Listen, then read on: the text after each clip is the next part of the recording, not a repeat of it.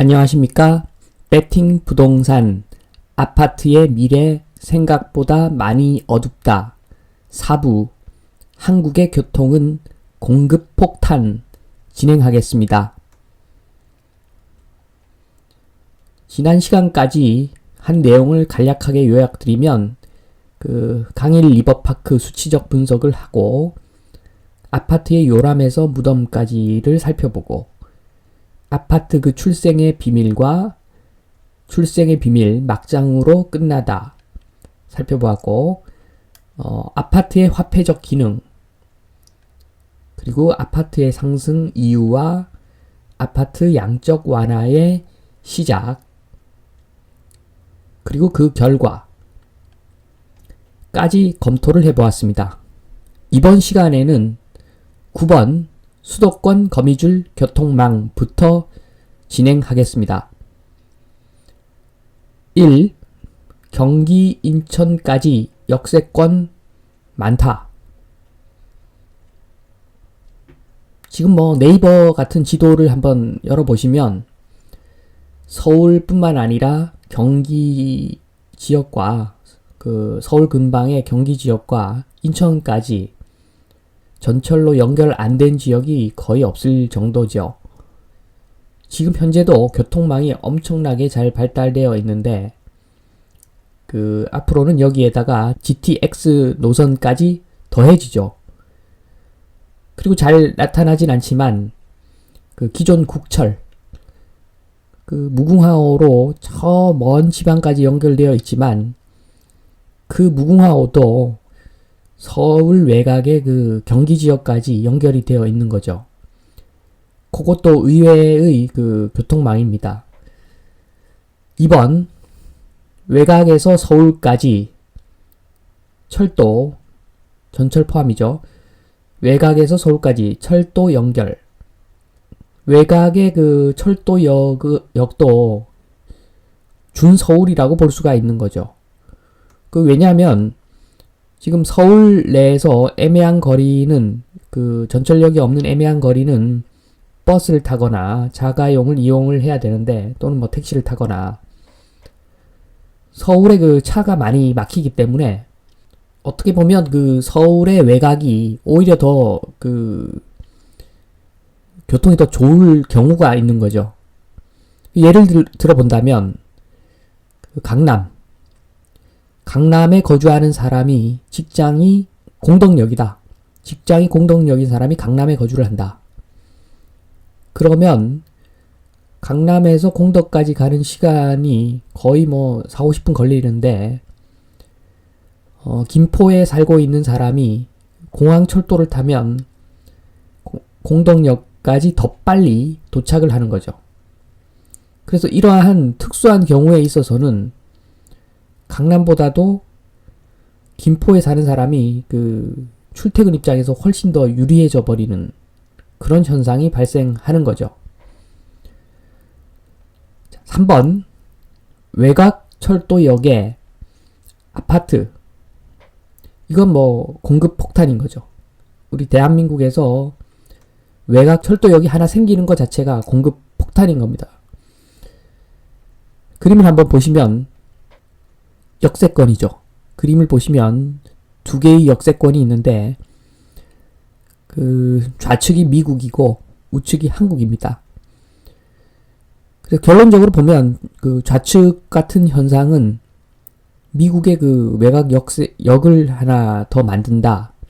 이런 일은 거의 생기지가 않겠죠. 지금 오른쪽과 같이 한국 같은 경우에 외곽의 역세권이 지금 많이 생기고 있는데 이게 효과적인 거죠. 자, 좌측 그림을 보시면 미국에서는 어차피 단독주택만 주택으로 취급을 해주기 때문에 아파트는 지금 거의 안 오르고 있죠. 미국에서 아파트는 어쩔 수 없는 하층민들의 선택 정도 되는 거죠. 그래서 주택으로 치지 않기 때문에 안 오릅니다. 그리고 미국에서 오르는 주택들은 대부분이 지금 단독 주택이죠. 마당 있는 주택들. 그래서 마당 있는 주택들은 면적이 좀 크죠. 면적이 좀 되다 보니까 외곽에 역을 건설을 하더라도 역세권에서 소화 가능한 그 인구가 얼마 안 된다는 거죠. 세대수도 몇 세대 안 되고 인구도 몇 명이 안 되기 때문에 완전히 그 예산 낭비인 거죠. 지금 좌측 같은 경우는 완전한 예산 낭비가 되는 겁니다. 반면에 그 한국에서는 역을 하나 생기면 이게 뭐 용적률만 조금만 더 조정해주면 뭐 엄청난 거고, 그냥 뭐 지금 기준으로 짓는다고 하더라도 이게 블럭당 그냥 몇천 세대가 한 역세권을 한 1km 정도라고 보면, 반경 1km 정도라고 보면 이게 그 몇만 세대까지도 가능한 거죠. 어떻게 보면. 그렇기 때문에 대한민국에서 외곽에 철도역을 하나 건설한다는 것 자체는 서울 입장에서 봤을 때는 공급 폭탄인 거죠. 서울 입장에서 봤을 때도 공급 폭탄이고, 기존의 그 외곽에 있는 전철역 입장에서 봤을 때도 공급 폭탄인 거죠. 10번 교통은 아파트의 축복. 자, 1번 교통이 발달할 때, 그러니까 외곽에 전철역을 하나 더 만들 때 이익을 보는 사람들은 누군가? 우선 그 신설역 주변의 땅 소유자들이겠죠. 가장 큰 이익을 볼 겁니다. 아무것도 없었던 곳에 여기 하나 생겨버리니까 엄청나게 땅값이 오르는 거죠. 이 사람들이 그 최고의 위너가 되는 건데, 소수죠, 소수. 몇 사람 안 되고. 다음으로 이익을 보는 사람이 그 서울 주요역 사무실 소유자인 거죠. 그래서 지금 현재도 이런 현상이 있는 거죠. 그 예를 들자면은 뭐 청량리역 같은 경우에는 국철이 다니죠. 무궁화호 같은 것들. 그 다음에 경의중앙선도 다니죠. 그래서 그 외곽에서 그 출퇴근 가능한 사람들이 늘어나기 때문에 당연히 사무실 가치도 올라가는 거죠. 그 청량리역에 사무실을 만들면 그 직원의 주거비가 절감이 되기 때문에 월급을 더 받는 효과가 나는 거죠.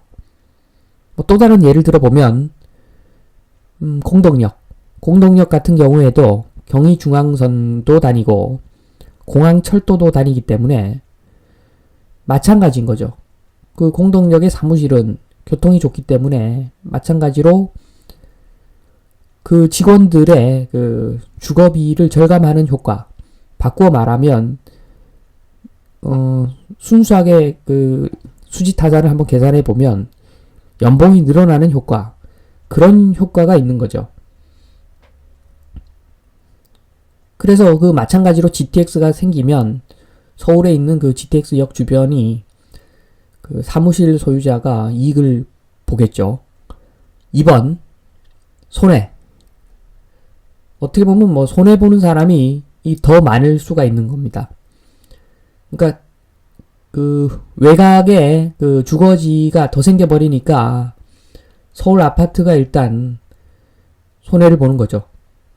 이 전철역만 없었어도 어쩔 수 없이 그 서울 아파트에 거주해야 되는 사람들이 엄청나기 때문에 뭐 전월세 가격이 고가의 형성이 되겠죠.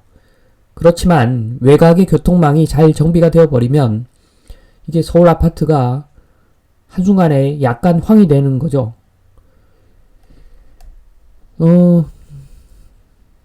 그리고 기존 외곽 역세권 아파트. 자, 공항철도, 경의중앙선, 그 다음에 그 국철이 다니는 그 역사 주변. 이런 데 있는 아파트들은 지금 GTX를 만약에 건설을 한다. 그렇게 되면 다 손해를 보는 거죠. 그 경쟁자가 생기는 거니까. 그렇기 때문에 거의 대부분이 손해를 본다 보시면 됩니다. 교통이 생겨버리면, 교통이 좋아지면 그 신설역이 들어서는 주변만 좋아지는 거고, 그 경쟁 관계에 있는 그 다른 지역은 다 안 좋아지는 거죠. 어떻게 보면. 자, 11번. 서울 교통망 개선의 결과. 자, 1번. 교통망 개선. 이게 공급 폭탄이죠. 예나 지금이나. 교통망 개선을 했는데 그 효과보다도 인구 증가가 더 크다라고 할 때, 이때는 모든 부동산이 동반 상승하는 거죠. 그 여기 개설된 그 지역도 오르지만 서울도 올라가는 거죠. 왜냐하면 인구가 더 많이 늘어나기 때문에 어제보다는 오늘이 수요가 더 많은 경우에는 당연히 다 부동산 올라가겠죠. 이 부분이 잘못된 학습 효과로 사람들 뇌리 속에 남아 있는 것 같습니다.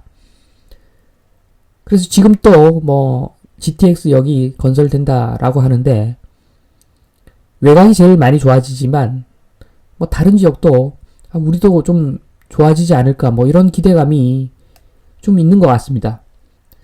우연의 일치, 뭐 까마귀 날자 배 떨어진다 이런 어떤 잘못된 학습 효과 같습니다. 그래서 2번 보시면 이게 요즘 지금 이 시대에 맞는 건데, 교통망 개선, 이 공급 폭탄이 인구 증가보다 더 큰 거죠.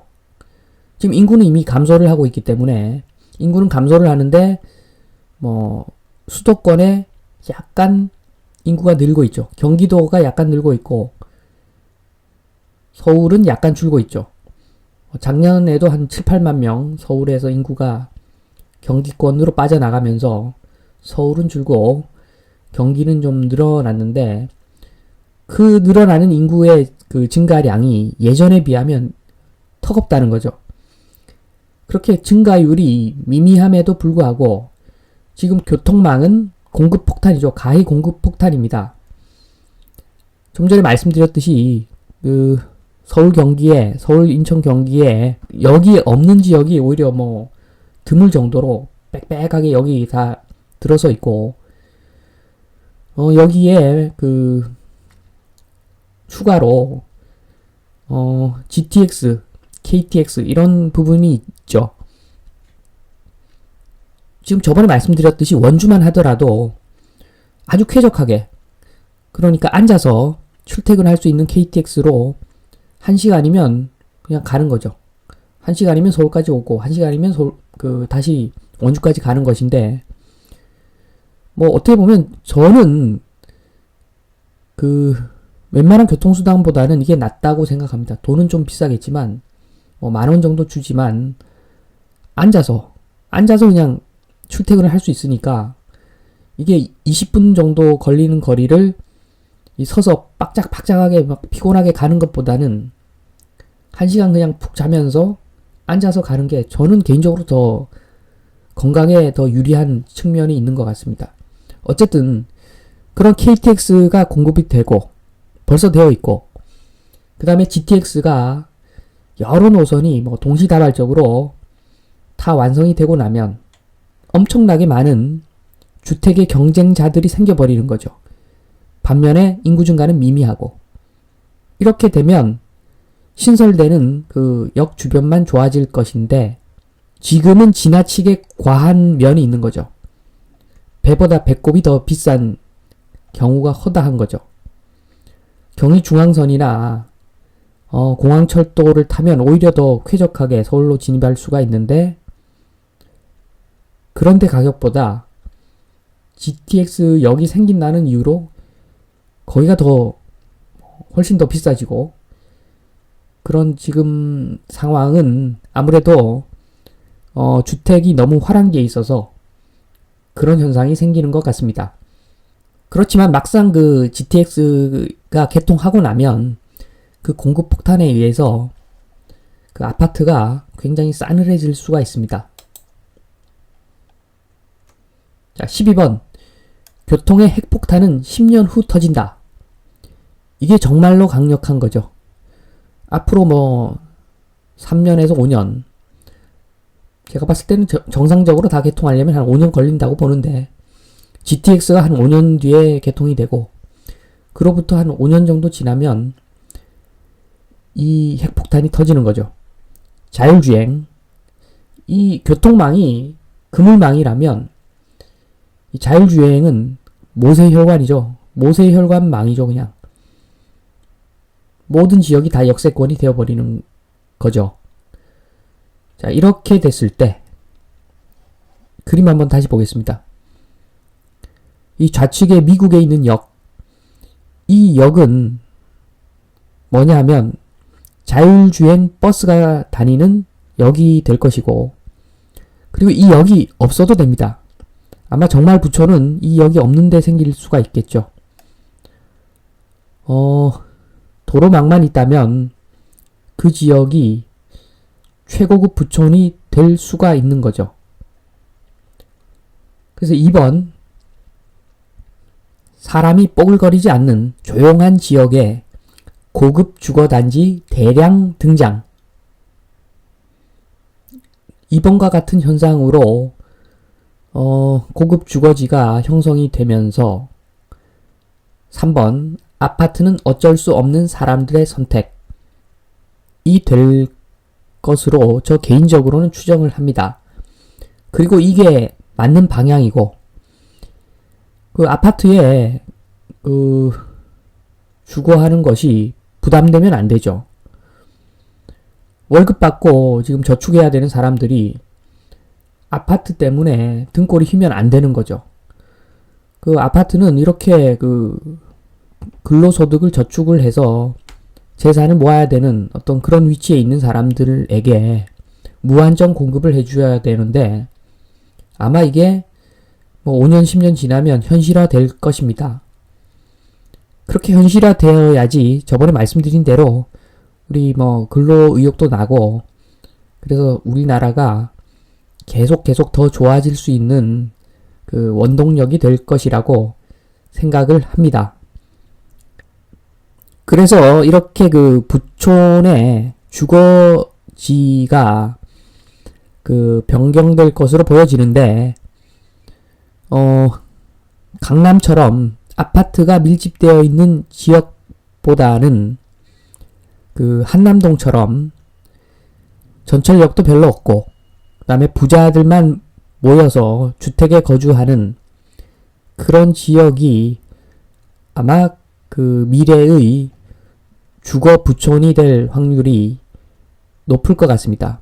물론 한남동은 지금도 부촌인데 그 유사한 부촌들이 앞으로도 더 생겨난다는 거죠. 그래서 경쟁 관계에 의해서 부촌이 생겨나면 기존의 부촌이 한풀 꺾이게 되는데, 그런 지역들이 아파트가 많고 역이 많은, 전철역이 많은 그런 지역이 아마 한풀 꺾일 확률이 높다고 저는 봅니다. 오늘은 한국의 교통은 공급 폭탄이다 라는 내용에 대해서 말씀을 드려보았습니다. 마치겠습니다.